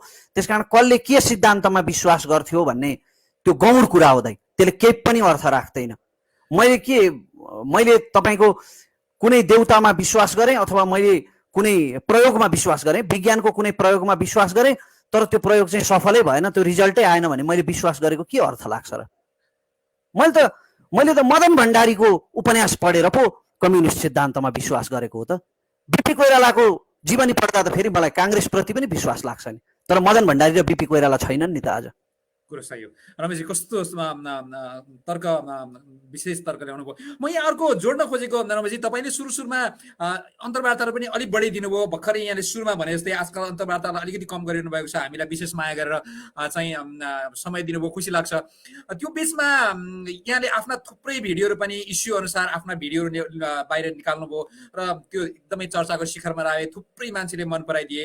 यो बिचमा यहाँको कुनै राजनीतिक नेताहरूसँग भेटघाट हुने, छलफल हुने र उहाँहरूलाई प्रत्यक्ष भेटेर तपाईँहरूको कमी कमजोरी यहाँ छ, मेरो बुझाइमा तपाईँले यहाँ बिगार्दै हुनुहुन्छ, यसो गरेर राम्रो हुन्छ भने यस्तो भन्ने कुनै छलफल गर्ने मौका पाइएको छ रमेशजी? नेकपा नेपाली काङ्ग्रेस यी दुवै दलका तपाईँको शीर्षस्थ त म भन्दिनँ, केन्द्रीय स्तरसम्मका राजनीतिज्ञहरूसँग मेरो बेला बखतमा सम्पर्क हुने गरेको छ। कहिलेकाहीँ उहाँहरूले आफै पनि बोलाउनुहुन्छ। अब एउटा मानवीय स्वभाव कस्तो हुँदो रहेछ भने ठिकै दियो केटोले भन्ने लागेको हुन्छ उहाँहरूलाई कहिलेकाहीँ। राम्रोलाई त अस्वीकार गर्न सक्दैन नि त मानवीय स्वभावले। त्यसकारण उहाँहरूले मलाई कहिलेकाहीँ भेटघाट गर्न बोलाउने गर्नुभएको छ। तर त्यो मैले उहाँहरूलाई सुझाव दिइरहनु पर्ने जस्तो स्थिति होइन के दाइ। तपाईँले नजानेर बिगार्नु भयो भने तपाईँलाई सुझाव दिनुको अर्थ हुन्छ। तपाईँ जानी बिगार्दै हुनुहुन्छ भने तपाईँले कसरी सुझाव ग्रहण गर्नुहुन्छ? निदाएकोलाई पो बिउजाउन सकिन्छ त? निदाएको नौटङ्की गर्नेलाई कसैले बिउजाउन सक्छ? ठिक छ। फेरि हामी नागरिकहरू पनि कस्ता छौँ भने हामी एउटा काण्डको चर्चा हुन्जेलसम्म त्यो काण्ड हामी उठाइरहन्छौँ, सामाजिक सञ्जालमा विरोध गर्छौँ, सडकमा प्रदर्शन गर्छौँ, दुनियाँ थरी गर्छौँ। तर त्यो काण्ड फेरि सेलाउन थालेपछि हामी पनि फ्रिज हुन्छौँ। हामीले पनि जवाफ माग्ने गरेका छैनौँ कडा रूपमा, दह्रो रूपमा। र जुन कुराको माग छैन त्यो त कहाँ दिइन्छ त? त्यसकारण जवाफै दिनु नपरेपछि उहाँहरूमा पनि अलिकता मैमत्तापन बढेको छ। ल ठिक छ रमेशजी, म यहाँ हामी एउटा काण्ड इस्यु भनेर यहाँ भर्खर आएपछि म अलिकति अब एउटा इस्युतिर यहाँलाई डोर्याउँछु। खास गरी नेपालको सीमा अतिक्रमण भारतले गर्यो र पछि नेपालले त्यो नक्सामा हाल्यो र चाहिँ एक किसिमले राष्ट्रिय सहमति बन्यो, सबै पार्टीहरू एक ठाउँमा रहे, एक दुईजना बाहेक। तपाईँले त्यो त्यसको लागि विरोध गरिसक्नु भएको छ। त्यो बेला तपाईँले केपी ओलीको खुलेर प्रशंसा गर्नुभयो, सरकारको प्रशंसा गर्नुभयो र राम्रो कामको प्रशंसा पनि हामीले गर्नुपर्छ है भनेर एउटा तपाईँले आवाज निकाल्नुभयो। तर तपाईँलाई कतिको विश्वास छ कि अहिलेको केपी ओलीको सरकार अथवा अब 2-2.5 वर्षपछि अर्को सरकार आउला, जसको सरकार आए पनि नेपालमा अहिले भएका राजनीतिक नेतृत्वले र हाम्रो कूटनीतिक क्षमताले त्यो भारतले अतिक्रमण गरेको सीमालाई चाहिँ फिर्ता गरेर ल्याउन सक्छ भन्ने यहाँलाई कतिको लाग्छ? त्यो प्रशंसा गरेको फेरि फिर्ता गर्नुपर्ने हो कि यसबारे के भन्नुहुन्छ यहाँ? यस्तो छ त, म के कुरामा विश्वास गर्दिनँ भने एउटा कुरा कसैले बोल्ने बित्तिकै जादुको छडी चलाए जस्तो तपाईँको साकालाका बुमबुममा त्यो पेन्सिलबाट जादु गरेर चाहिँ विभिन्न सामग्रीहरू निकाले जस्तो झट निस्किन्छ भनेर म विश्वास गर्दिनँ। अन्तर्राष्ट्रिय राजनीतिमा त्यस्तो हुँदैन। तपाईँको भारतको पुरै अरुणाचल प्रदेशमाथि चीनले दाबी गरिरहेको छ। ध्यान दिएर सुन्नु होला है त। भारतको पुरै अरुणाचल प्रदेशमाथि लगभग 90,000 स्क्वायर किलोमिटर जमिन चीनले मेरो हो भन्छ, तिमीले जबरजस्ती लिएको हो भन्छ। तर चीनले आजसम्म फिर्ता लिएको त छैन नि, छ र छैन? पाकिस्तान र भारतको कश्मीरको विवाद चलेको आज 75 वर्ष भयो। न भारतले कश्मीर लिन सकेको छ, न पाकिस्तानले कश्मीर लिन सकेको छ। भारत, पाकिस्तान र चीन भनेका त यी त अत्यन्तै पावरफुल, यी त न्युक्लियर पावर भएका राष्ट्रहरू हुन् नि। हाम्रो देशको शक्तिसँग भारतको शक्तिलाई तुलना गर्न मिल्छ र? त्यसकारण त्यो अब कतिपय साथीहरूले अत्यन्तै अल्लारे जोसमा आएर लौ न खुकुरी लिएर गइहालौँ, हाम्फालिहालौँ, भिडिहालौँ, अहिले तपाईँको चाहिँ हाम्रो गोर्खाली रगत भने जस्तो त्यो त भावना मात्रै हो, क्षणिक भावना मात्रै हो। हाम्रो सैन्य शक्ति त छैन त्यो जमिन फिर्ता लिने। त्यसकारणले अब तुरुन्तै अहिले फिर्ता लिइहाल्छ भन्ने कुरा होइन। तर के चाहिँ महत्त्वपूर्ण हो भने 18 सालदेखि जमिन अतिक्रमण भएको र आजसम्म यति दह्रो रूपमा नउठेको आवाज पहिलोचोटि उठेको त सत्य हो नि। त्यो त सही कुरा हो। केपी ओलीले पहिलोपल्ट कूटनैतिक रूपमा नक्सा जारी गरेर कालापानी लिपुलेख हाम्रो 18 सालदेखि अतिक्रमण भइरहेको जमिन हो है त्यो, 1962 देखि। तर अहिले त्यो जमिन हाम्रो हो भनेर इतिहासमा पहिलोपल्ट यहाँ नेपालमा राजनीतिदेखि ब्युरोक्रेसीसम्म दिल्लीको इसारामा चल्छ भनेर विश्लेषकहरूले भनिरहेको बेलामा दिल्लीसँग पहिलोपल्ट ठाडो अडान राख्ने प्रधानमन्त्री त केपी शर्मा ओली होइन र? सही कुरा। त्यसकारणले मैले त्यो अर्थमा केपी ओलीको प्रशंसा गरेको हुँ। तर अब उहाँले नक्सा जारी गर्ने बित्तिकै, बोल्ने बित्तिकै यस्ता नक्सा जारी भएका र चाहिँ दुई देशबीचको विवादमा परेका क्षेत्रहरू संसारमा धेरै छन्। म कैयौँको उदाहरण दिन सक्छु।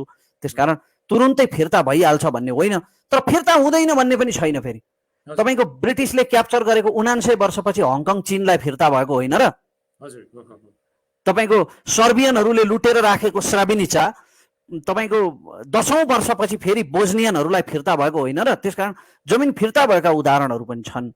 अब यो पछिका सरकारहरूले, यसपछिका सरकारहरूले कस्तो कूटनीतिक भूमिका खेल्छन् र केपी ओलीकै सरकारले पनि अब लडेर हामी लिन सक्दैनौँ। त्यसकारण कूटनैतिक रूपमा कति कन्भिन्स गराउन सक्छ छिमेकी देशलाई, त्यसमा भर पर्छ।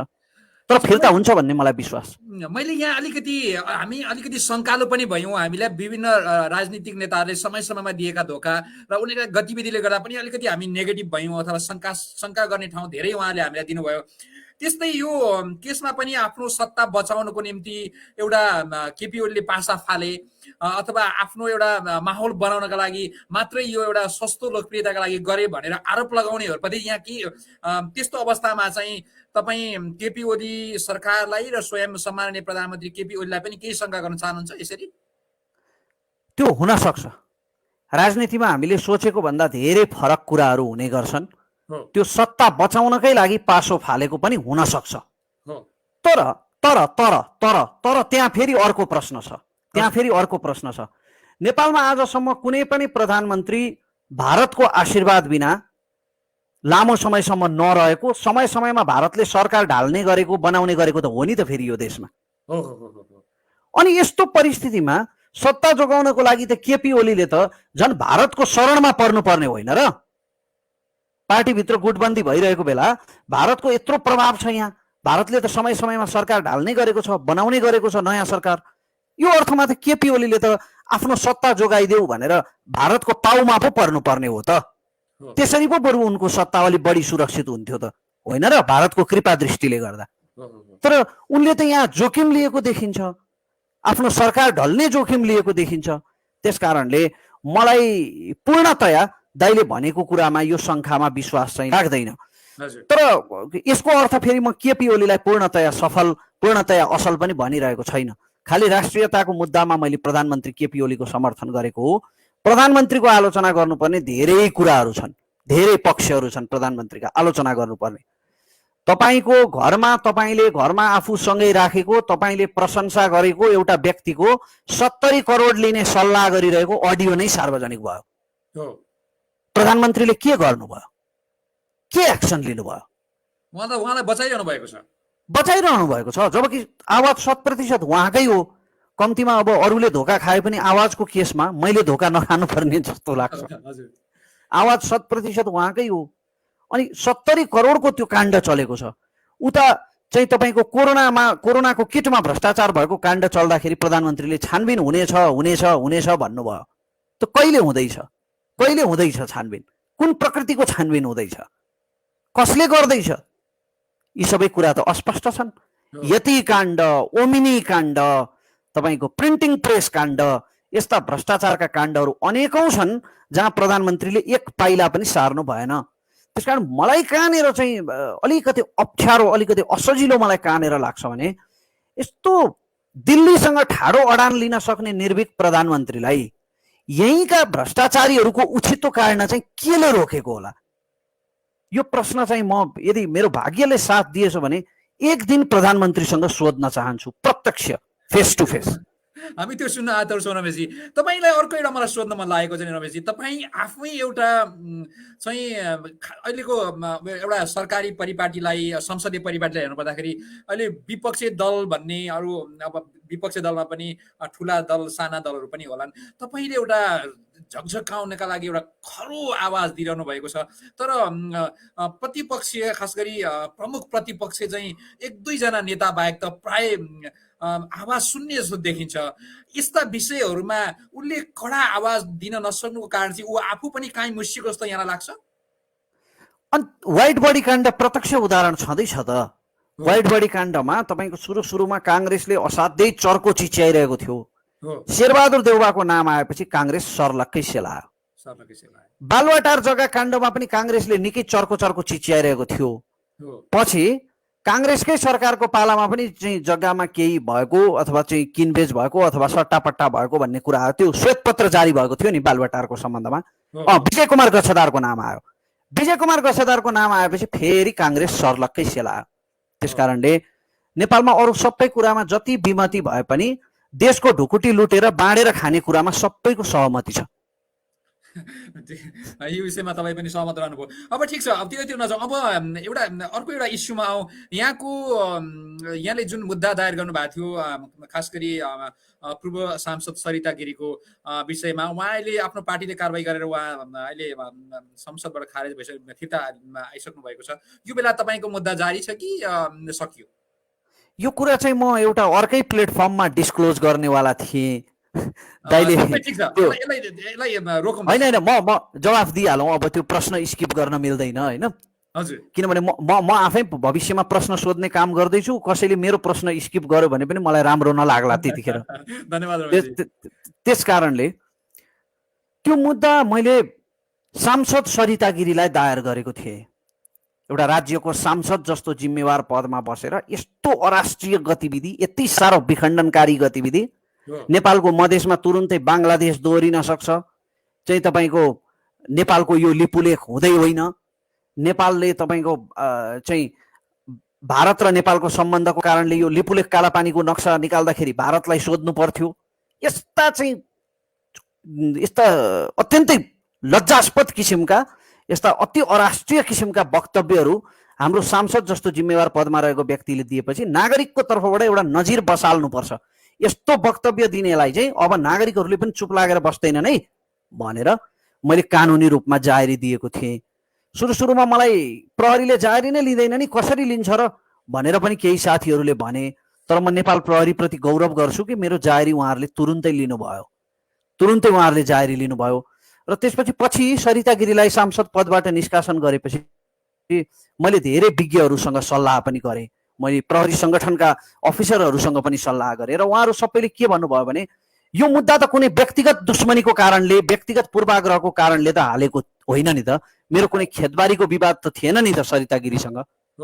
यो त सांसदले अनाचार गरेको कारणले मुद्दा हालेको, त्यसको दण्ड त फेरि उहाँले पाइसक्नुभयो। अब उहाँलाई त निष्कासित गरिसकिएको छ सांसद पदबाट।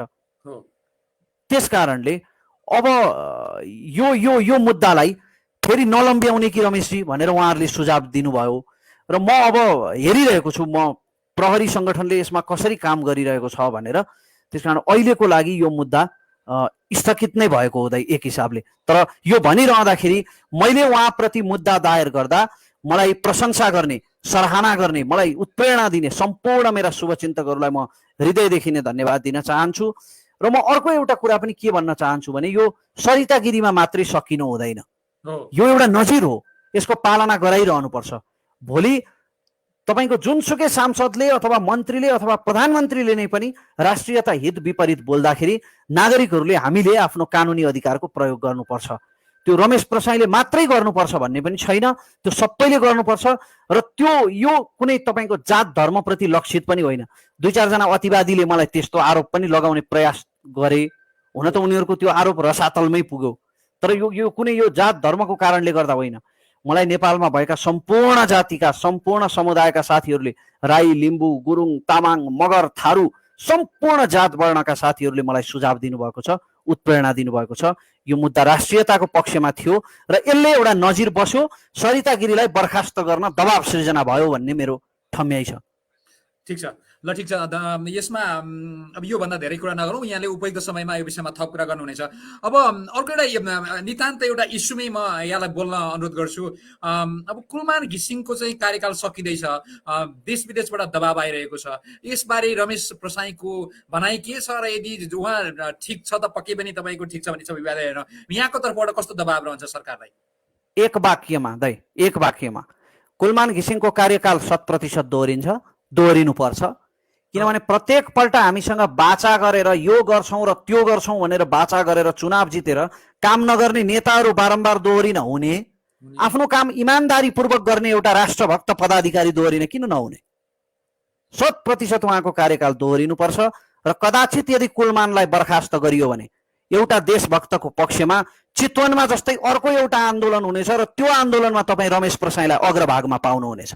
खुसी लाग्यो। यहाँभन्दा धेरै नथपौँ। अब अर्को एउटा नि रमेशजी, भर्खर हामी बाहिर बसेर पनि हेरिरहेका छौँ, थुप्रै साथीहरूले हामीले पनि आफ्नो ठाउँबाट सहयोग गरिरहेका छौँ। अहिले काठमाडौँमा खास गरी अहिले चाहिँ मान्छेहरू खान नपाएर रत्न पार्कमा बिचमा बसेर पानी झरीमा एउटा सानो सानो बच्चाहरू बोकेर छाता ओढेर एउटा सानो चाहिँ मान्छे केही सामाजिक अभियन्ताले गरेको सहयोगको त्यो एउटा भरमा जीवन चलाइरहनु भएको छ। यतिखेर सरकार अलिकति निरीह जस्तो, सरकारले काम गर्न नसकेको जस्तो देखिन्छ, जस्तो होइन, प्रष्टै त्यो देखिरहेको छ। यतिखेर के भन्न चाहनुहुन्छ? सरकारलाई अलिकति दबाब पुगेको छैन कि उसले बुद्धि बुझाउन सकिरहेको छैन कि ऊ भ्रष्ट हुँदै गइरहेको छ? के भन्नुहुन्छ रमेशजी?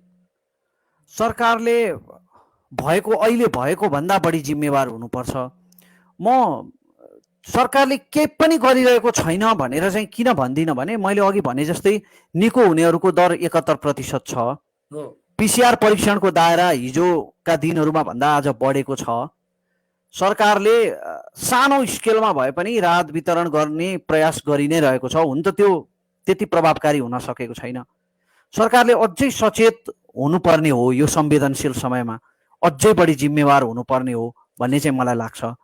र जहाँसम्म दाइले सामाजिक अभियन्ताको कुरा गर्नुभयो, हो, एउटा असाधारण सहयोगको उदाहरण यो समाजमा स्थापित भएको छ। हामीले पनि धरानमा विगत 2 महिना अघि यो लकडाउनको समयबाट प्रभावित भएका करिब 600-700 भन्दा बढी परिवारलाई हामीले, एकमुष्ट तथ्याङ्क त मैले हेर्नै पर्छ, तर 600 भन्दा बढी परिवारलाई हामीले खाद्य सामग्री वितरण गरेका थियौँ। त्यो अवसरको लागि त्यो अवसर प्राप्त गरेकोमा गौरव लागेको छ। र दाइले भने जस्तै हो, सरकारले गरेका प्रयासहरू प्रभावकारी छैनन्। गरिरहेकै छैन भन्ने त त्यसरी म हेर्दिनँ, तर गरेका प्रयास प्रभावकारी भइरहेका छैनन्।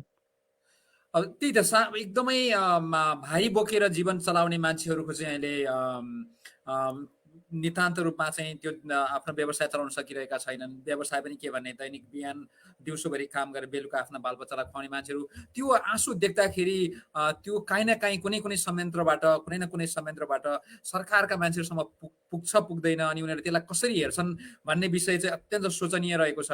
ठिक छ, यतातिर नजाउँ। अब म कार्यक्रमलाई छुट्याउन प्रयास गर्छु, त्यहाँ निकै राति भइरहेको छ रमेशजी। अब म एउटा प्रश्न यहाँ सोध्न लागेको, देशमा अब प्रधानमन्त्री एउटा बनाउनु पर्यो, यसले चाहिँ देशलाई राम्रोसँग हाँक्छ, यो मान्छेलाई चाहिँ देशलाई जिम्मा दिए हुन्छ भनेर भन्नु पर्यो भने रमेशजी को मान्छेलाई छान्न उपयुक्त हो जस्तो लाग्छ? एउटा त्यस्तो भन्न मिल्ने पात्र छ भने आज राखिदिनुहोस् न दर्शकहरूलाई कृपया। आजको तारिखमा नेपालको राजनीतिमा म त्यस्तो कुनै पात्र देख्दिनँ जो प्रधानमन्त्री हुँदा मलाई ढुक्क होस्।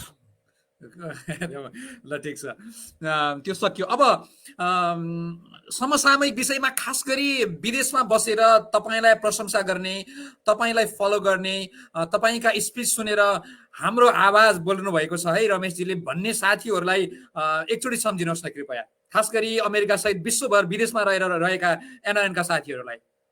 म उहाँहरू सबैलाई हृदयदेखि नै नमन गर्न चाहन्छु र एउटा अनुरोध गर्न चाहन्छु। दाइले असाध्यै राम्रो प्रश्न गर्नुभयो। आजसम्म विश्वमा जुन जुन मुलुकहरू बनेका छन्, ती मुलुकहरू विदेशबाट फर्केर आउनेहरूले बनाएका छन्। चाइनामा अहिले हामी हेर्छौँ ठुला ठुला कम्पनीका एक्सपर्टहरू अमेरिका बेलायतका विभिन्न युनिभर्सिटीहरूमा अध्ययन गरेर आएका मान्छेहरू छन्। नेपालकै ब्याङ्करहरू हेर्नुहुन्छ भने पनि उनीहरूले विभिन्न विदेशी युनिभर्सिटीहरूमा अध्ययन गरेर आएका छन्। नेपालमा प्रजातन्त्र आएको पनि त्यति बेलाको जनमुक्ति सेनामा अधिकांश ब्रिटिस गोर्खा भूपू सैनिकहरू थिए, किनकि उनीहरूले संसारका विभिन्न देश घुमेर त्यहाँको परिवर्तन देखेका थिए। फ्रान्सको राज्य क्रान्ति गर्नेहरू पनि चाहिँ अमेरिकी स्वतन्त्रता सङ्ग्राममा भाग लिएका फ्रान्सेली सैनिकहरू थिए। मैले भन्न खोजेको सारांश के हो भने यो विश्वमा जुन जुन देशमा परिवर्तन भएको छ त्यो विदेशबाट फर्केर आउने मान्छेहरूले आफ्नो अनुभव ल्याएर, आफ्नो स्किल ल्याएर, आफ्नो लगानी ल्याएर गरेका छन्। त्यसकारण म खास गरेर अमेरिका लगायत विभिन्न देशमा रहनुभएका विशेष गरी एनआरएनका साथ चाहिँ हाम्रा दाजुभाइहरूलाई जो तपाईँको रोजगारीको खोजीमा जानुभएको छ, उहाँहरू त निसन्देह फर्किनुहुन्छ केही समयपछि, तर जो चाहिँ एनआरएन हुनुहुन्छ, जो नन रिटर्निङ नेपाली हुनुहुन्छ, उहाँहरूलाई चाहिँ म विनम्रतापूर्वक अनुरोध गर्न चाहन्छु कि यो भूमिलाई तपाईँका स्किलहरूको, तपाईँका लगानीहरूको असाध्यै धेरै खाँचो छ। यहाँ कुराले चिउरा भिज्दैन। हेर्नुहोस्, यहाँ गफ हाँकेर 2-4 जनाको मन जितेर देश बन्दैन। यहाँ मैले चिच्याएर देश बन्दैन, चिच्याउनेहरूले देश बनाउँदैनन् के। देश बनाउनलाई गफाडी होइन उद्यमी चाहिन्छ। त्यो उद्यमी तपाईँ हुन सक्नुहुन्छ। तपाईँको लगानी, तपाईँको सिपको धेरै खाँचो छ, तपाईँको माटोले तपाईँलाई मागेको छ। यति बेला यहाँ माहौल पनि छ नि, हिजोको जस्तो धर्ना प्रदर्शनहरू हुँदैनन्। यहाँ जनयुद्ध भइरहेको छैन, यहाँ मान्छे मरिरहेका छैनन्। यति बेला यहाँ उद्यमको लागि असाध्यै राम्रो माहौल छ। अलिकति यो कोरोनाले गर्दा यो अलिकति खलबलिएको चाहिँ हो, त्यो विश्व नै खलबलिएको हो, तर त्यो कोरोना नाथे यो ज्वरो नै त हो नि एउटा। योभन्दा धेरै ठुला ठुला रोगहरू हामीले काटेका छौँ, कटाएका छौँ। मानव सभ्यताले जितेको छ। बिफोरले तपाईँको अनुहारै कोत्रिने बिफोर जस्तो रोग त हामीले काटेर आयौँ। तपाईँको शरीरभरि कोड पर्ने कुष्ठरोग त काटेर आयौँ भने यो कोरोनाको कहर पनि यो काटिन्छ। यो एउटा ज्वरो मात्रै हो। त्यसकारण यो कहर काटिएपछि नेपालमा लगानी गर्ने, उद्यमशीलता अपनाउने असाध्यै राम्रो माहौल छ। तपाईँ विभिन्न कारणले विदेशिनु भयो, त्यहाँ तपाईँले परिश्रम गर्नुभयो, नेपालीको नाम पहिचान स्थापित गर्नुभयो, त्यहाँको माटो भिजाउनु भयो। अब अलिकति आफ्नो माटो पनि भिजाउँ। आफ्नो त्यहाँ सिकेको अनुभवले, आफ्नो लगानीले यो माटोले तपाईँलाई मागिरहेको छ है भन्न चाहन्छु। खुसी लाग्यो रमेशजी।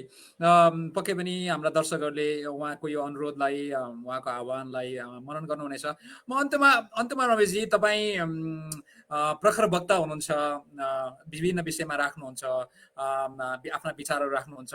अनि यहाँको सामान्य जीवनयापन चाहिँ कसरी चल्छ रमेशजी? साथीभाइहरूसँग, अनि खास गरी एउटा टिममा काम गर्ने साथीहरू हुनुहुन्छ, एफएम भित्रै छिर्दाखेरि त्यहाँका साथीहरूसँग सामान्य जीवन चाहिँ कसरी चल्छ रमेशजीको? मेरो जसरी औषध मान्छेहरूको चल्छ त्यसरी नै चल्छ दाइ, त्यस्तो विशेष कुनै कुरा छैन। अनि कति भावुक हुने अथवा कुनै विषयमा अलिक बढी रमाइलो गर्ने खालको यो खालको वातावरण कतिको बन्छ साथीहरूसँग? मेरो सेन्स अफ ह्युमर गजब छ दाइ। कुनै बेला नेपाल आउनुभयो भने अवश्य हामी सँगै रहनेछौँ, यो कामना म गर्न चाहन्छु। रमाइलो माहौल हुन्छ दाइ हाम्रो, त्यस्तो भावुक खालको माहौल हुँदैन हाम्रो। एकदमै एकअर्काको खिचातानी गर्ने खालको, अनि क्र्याक जोक्स, सेन्स अफ ह्युमरको माहौल हुन्छ हाम्रो। खुसी लाग्यो मैले यहाँ देखेको छु। त्यो अलिकति त्यसको झलक चाहिँ भाग्य न्यौपाने दाइले हाम्रो कोठामा आएर एउटा भिडियो बनाउनु भएको थियो। हाम्रो कोठामा कस्तो माहौल हुन्छ भन्ने कुराको झलक छ त्यहाँ। मैले त्यो देखेको थिएँ। मैले दर्शकहरू यदि रमेशजीको त्यो भिडियो हेर्न चाहनुहुन्छ भने पक्कै पनि युट्युबमा देख्न सक्नुहुनेछ। मैले अन्त्यमा अब यहाँले केही क्यारिकेचर गरेका पनि सुनियो, कतै दोहोरी गीत गाएकासम्म पनि सुनियो, कतै जोक सुनाएका पनि सुनियो। तर मलाई तपाईँका धेरै इन्टरभ्यूहरूमा चाहिँ हेरे मध्ये एउटा तपाईँले खास गरी एउटा मेरो विचारमा विशाल भन्ने साथी हुनसक्छ, एउटा लिम्बुवान साथी होला, उहाँलाई सम्झँदै एउटा जातीय विषयमा तपाईँले चाहिँ राख्नुभएको कविता अत्यन्त सान्दर्भिक, साह्रै मिठो लागेको थियो रमेशजी। म तपाईँलाई अरू क्यारिकेचर गर्न यो 10:30 बजे लगाउँदिनँ, दोहोरी गाउनुहोस् भन्ने माहौल छैन। तपाईँको अर्को एउटा पाटो देखाउनु त्यो सम्भावना छ भने केही पङ्क्ति भनिदिनुहुन्छ हाम्रा दर्शकहरूलाई कृपया? असाध्यै राम्रो कुरा गर्नुभयो दाइ, असाध्यै राम्रो कविता। यो मलाई पनि मनपर्छ। यो आत्मरति गरे जस्तो हुन्छ, तर यसको भाव चाहिँ मलाई मनपर्छ। अवश्य पनि यसका केही पङ्क्ति भन्न मिल्छ, किनकि मैले लेखेका कुनै पनि कविता मैले कागजमा लेखेको हुँदैन। मैले लेखेका सबै कविता मेरो मस्तिष्कमै हुन्छन्, र यो कविता पनि छ। विकासेलाई बिन्ती यो कविताको शीर्षक हो। कविता यसरी सुरु हुन्छ। यी चुच्चेहरूले देश खाए, यी चुच्चेहरूले देश खाए, हामीलाई जबरजस्ती दसैँ मान्न लाए, हाम्रो संस्कार र संस्कृति जलाए, हाम्रो सभ्यतालाई बागमतीमा सेलाए। यी चुच्चेहरूले देश खाए, हामीलाई जबरजस्ती दसैँ मान्न लाए, हाम्रो संस्कार र संस्कृति जलाए, हाम्रो सभ्यतालाई बागमतीमा सेलाए। जब म यस्ता नस्लवादी नौटङ्कीहरू सुन्छु, मलाई आफू जन्मेको युगमै शङ्का लाग्छ, अनि आफ्नै पृष्ठभूमि र परिवेशप्रति वितृष्णा जाग्छ। तत्क्षण म तँलाई सम्झन्छु मेरो प्रिय विकासे, तँ पनि त यसै भन्थिस्, दसैँ तिहारमा पेस्कीका ठेली पस्किने प्रशासन किन उभौलीमा उपहार ल्याउँदैन? दसैँ तिहारमा पेस्कीका ठेली पस्किने प्रशासन किन उभौलीमा उपहार ल्याउँदैन? पशुपतिलाई करोडौँ खर्चिने राज्य सत्ताले किन सोमालुङलाई सुक्को छुट्याउँदैन? हो, सत्य हो विकासे, मन्दिर मात्र मर्मत गर्ने मानसिकताले माङहिमलाई मर्का परेकै हो। संस्कृत शिक्षा मात्र पोस्ने सत्ताले तेरो मुन्धुमसँग बेइमानी गरेकै हो। सत्य हो, हिजोको सामन्त राज्य व्यवस्थाले मेरो खलक्का मुठ्ठीभर टाठा बाठालाई दरबारी राजनीतिमा जमाएको, सत्य हो हिजोको सामन्त व्यवस्थाले मेरो खलक्का मुठ्ठीभर टाठा बाठालाई दरबारी राजनीतिमा जमाएको र तेरा सोझा पुर्खालाई प्रलोभनमा पारेर परचक्रीको बन्दुक थमाएको। तर विकासे यसमा मेरो के दोष छ र? म त तँ जस्तै शोषित उत्पीडन भोगी वर्तमानको निमुखा प्रतिनिधि। अरे फ्याटफ्याटे चप्पलमा सँगै चोक चोक चाहर्दा हामी दुवैको अनुहारमा उड्ने धुलो उस्तै छ। तेरी स्वर्गवासी आमा र मेरी जिउँदी आमाले गाउँमा आगो फुक्ने ढुङ्गे चुलो उस्तै छ। खोइ त मेरा चुच्चे बाउबाजेले देश खान सकेको। तेरा तथाकथित नस्ल नेताले भने झैँ यो चुच्चो नाकै सत्ता र शक्तिको सूचक भइदिए। तेरा तथाकथित नस्ल नेताले भने झैँ यो चुच्चो नाकै सत्ता र शक्तिको सूचक भइदिए। कुनै गहिरा आँखाको जेडा सपना बाढी र भूकम्पले चर्किन्न थियो। कुनै चुच्चो नाकधारी खाडीमा तुइएर काठको बाकसमा फर्किन्न थियो। निष्पक्ष नेत्रले निहाल्न विकासे हाम्रो उत्पीडन समान छैन र? निष्पक्ष नेत्रले निहाल्न विकासे हाम्रो उत्पीडन समान छैन र? के बम्बईमा विभत्स बेटुलिएकी बाटुली हामी दुवैकी चेली होइन र? त्यसैले अब यो ऊर्जाशील मगजमा संकीर्ण नस्लवादी चिन्तन राख्न छोड्दे। एउटा ऐतिहासिक त्रुटिलाई अतिक्रमण भन्दै बबुरा निर्जीव भानुभक्तको शालिक ताक्न छोड्दे। हिजो हाम्रा शहीद प्रियजन समानताको सपना बोकेर सँगसँगै युद्धमा हामफाले जस्तै हिजो प्रतिगमनको पुतला विरुद्ध एकसाथ प्रतिवादको पाइला चाले जस्तै आइज तँ र म फेरि एकपल्ट सम्पूर्ण अतिवादको पर्खाल उधिने र सहअस्तित्वको कित्तामा अङ्कमाल गरौँ। विकासे म तँलाई गीताको सारतत्व बुझाउँला, मलाई पालमका केही विकासे म तँलाई गीताको सारतत्व बुझाउँला, तँ मलाई मुन्धुमका केही पङ्क्ति बाँच्न सिकाइदे। म तँलाई गीताको सारतत्व बुझाउँला, तँ मलाई मुन्धुमका केही पङ्क्ति बाँच्न सिकाइदे। तँलाई सङ्गिनी र सोरठीको रसमा रुझाउँला, मलाई पालममा मेन्छियासँग नाच्न सिकाइदे। म पनि तँलाई मूर्ख मतवाली नभनौँ। रात बिरात वनमा एक्लै दोक्लै हिँड्दा तेरो कम्मरको खुकुरीले मेरो पनि डर भागोस्। मलाई पनि लोभी काठा नभन्नु, मेरो जगेडा धन तेरा जहान केटकेटी दुःख बिमार हुँदा पनि काम लागोस्। म फाक्सा चाखेर तँ जस्तै बलिष्ठ हौँला सुँगुरको मासु। म फाक्सा चाखेर तँ जस्तै बलिष्ठ हौँला, तँ मोही खाएर मगजले म झैँ स्फूर्त हुनेछस्। म फाक्सा चाखेर तँ जस्तै बलिष्ठ हौँला, तँ मोही खाएर मगजले म झैँ स्फूर्त हुनेछस्। तेरो मुन्दुम पढेर म अलिकति तँ जस्तै सोझो हौँला हो। मेरो महाभारतको शकुनीका षड्यन्त्र सिकेर तँ पनि अलिकति म जस्तै धूर्त हुनेछस्। एउटै मठमा मैले राम, तैँले पारोहाङ र छिरिङको आँखाले बोधिसत्व देख्ने। हामी सभ्यता सजाउँला, राम लखनदेखि अब्दुलसम्मले अपनत्व देख्ने। आइज विकासे हामी नवसभ्यताको निर्माण गरौँ। आइज विकासे हामी नवराष्ट्रवादको निर्माण गरौँ।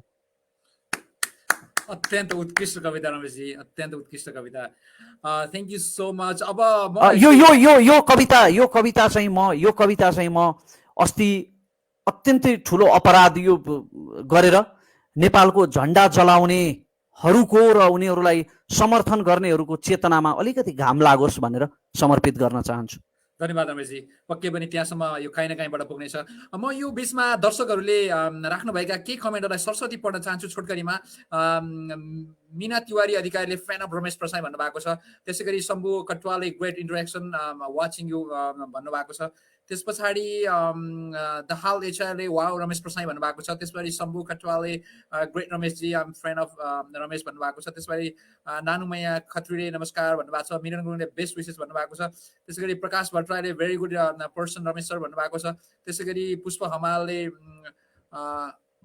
मैले त्यो बुझिनँ, उहाँले अलि अस्पष्ट लेख्नु भएको छ। त्यसै गरी प्रकाश दालले नाइस भन्नुभएको छ। पृथ्वी खानले ग्रेट प्रोग्राम भन्नुभएको छ। सम्राट श्रेष्ठले ग्रेट थिङ्क भन्नुभएको छ। त्यसै गरी गुणराज मिठेल जो एन्जाको अध्यक्ष हुनुहुन्छ, उहाँले रमेश भाइलाई हार्दिक स्वागत भन्नुभएको छ। त्यसै गरी प्रभात पौडेललाई ग्रेट प्रोग्राम भन्नुभएको छ। राधा आचार्यले गुड भन्नुभएको छ। सरस्वती अधिकारीले ग्रेट भन्नुभएको छ। कृष्ण गोपाल मखजुले अब ग्रेट पर्सन भन्नुभएको छ। ध्रुव पञ्चालले नमस्कार नमन भन्नुभएको छ।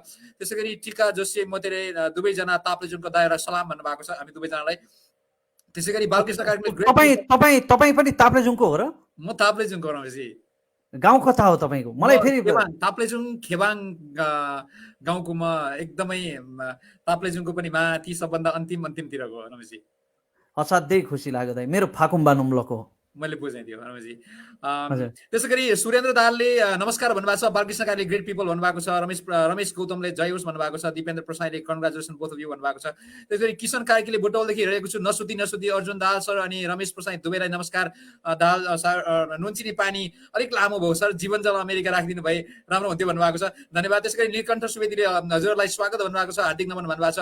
त्यसै गरी कमल खड्काले सान्दर्भिक बस भन्नुभएको छ। त्यसै गरी भीम ढकालले लामो कुरा राख्नु भएको छ, उहाँलाई पनि धन्यवाद राख्न चाहन्छु। म त्यो अलिकति लामो भएकोले सबै पढ्न सकिनँ, म क्षमा चाहन्छु। त्यसै गरी देवी गौतम भाइ राम्रो कुरा भन्नुभएको छ, भीम ढकालले नमस्कार सम्पूर्ण दाजुभाइ दिदीबहिनीमा भन्नुभएको छ। त्यसै गरी हिक्मत थापाले नमस्कार सबै नाइजेरियाबाट हेर्दैछु भन्नुभएको छ। त्यसै गरी पशुपति तामाङले very very nice Ramesh bro भन्नुभएको छ। रमेश दाहालले नमस्कार सबैजनालाई भन्नुभएको छ। त्यसै गरी नारायण बुढा थोकीले रमेशजी नमस्कार भन्नुभएको छ। त्यसपछि बिपी नेपालले भेरी नाइस भन्नुभएको छ। नारायण बुढा थोकीले अलिकति मात्र तपाईँमा भएको मानवता हाम्रा नेताहरूमा पुगे हुन्थ्यो भन्ने खालको राख्नु भएको छ। त्यसै गरी सृजन ताम्राकारले चाहिँ उहाँ कलाकार पनि हुनुहुन्छ, जनताको बुलन्द आवाज बोल्न नछोड्नु होला रमेश भाइ, शुभकामना भन्नुभएको छ। त्यसै गरी महापुर रवि लामिछाने जस्ता नेपाली सपुतहरू फर्किँदैछन् भन्नुभएको छ। त्यस पछाडि योगेन्द्र पौडेलले भेरी नाइस स्पिच भन्नुभएको छ। आकृतिले नमस्कार गर्नुभएको छ। घिमिरे हरिले नमस्कार गर्नुभएको छ। विजय थापाले आहा गजब नमन रमेशजी भन्नुभएको छ। त्यसै गरी धन लोप्चाले वाचिङ फ्रम पेन्सिल्भेनिया भन्नुभएको छ। त्यसै गरी सुबोध छेत्री फ्यान अफ रमेश भन्नुभएको छ। दिपेन भण्डारीले वाह भन्नुभएको छ। सरस्वती अधिकारीले वाह वाह वाह रमेशजी भन्नुभएको छ। त्यसै गरी सन्तोष प्रसाईले नाइस बोथ अफ यू भन्नुभएको छ। त्यसै गरी देवीलाल शर्माले ग्रेट रमेशजी भन्नुभएको छ। कमल लिम्बुले जय होस् भन्नुभएको छ। त्यसै गरी गणेश प्रसाई न्यौपाने सान्दर्भिक भन्नुभएको छ। थुप्रै दर्शक महानुभावहरू जोडिनु भएको छ। विष्णु पन्तले भेरी नाइस रमेश दाई भन्नुभएको छ।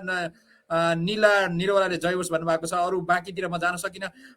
देवीलाल शर्माले आइएम फ्रम युएसए भन्नुभएको छ। विराट कोहलीले गुड जब भन्नुभएको छ। थ्याङ्क यू सो मच यहाँहरू सबैलाई रमेशजीको तर्फबाट र मेरो तर्फबाट। अन्तिममा म रमेशजीलाई एउटा प्रश्न गर्न चाहन्छु।